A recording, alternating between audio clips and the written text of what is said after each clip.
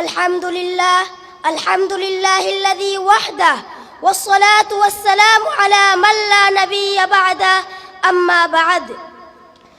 দোহার Islamic academy কর্তৃক আয়োজিত 21শে ফেব্রুয়ারি উপলক্ষে ভাষা শহীদদের স্মরণে আলোচনা সভা ও প্রতিযোগিতা অনুষ্ঠানে উপস্থিত সকলকে জানাচ্ছি 21শে ফেব্রুয়ারির রক্তিম শুভেচ্ছা। প্রিয় ভাইরা আমার, আজ আমি যে ভাষায় কথা বলছি এটি হচ্ছে বাংলা ভাষা, আমার মায়ের ভাষা। এই বাংলা ভাষার জন্য 1952 সালের আজকের এই দিনে ঢাকা বিশ্ববিদ্যালয়ের কলাভবন সংলগ্ন এক প্রতিবাদী সভা অনুষ্ঠিত হয়।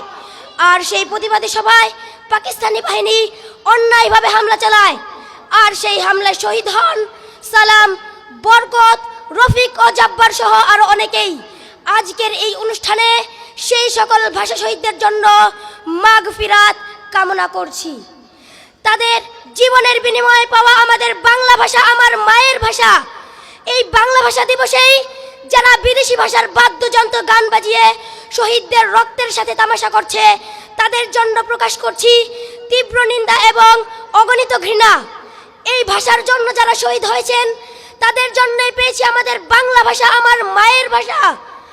আর সেই ভাষা দিবসেই সরকারি বেসরকারি অধিকাংশ অনুষ্ঠানে বিদেশি ভাষায় বক্তৃতার ঝড় তোলা হয়। আমরা এর তীব্র নিন্দা জানাই এবং সর্বত্র বাংলা ভাষার ব্যবহার চাই। আল্লাহ হাফেজ। আসসালামু আলাইকুম ওয়া রাহমাতুল্লাহি ওয়া বারাকাতুহু।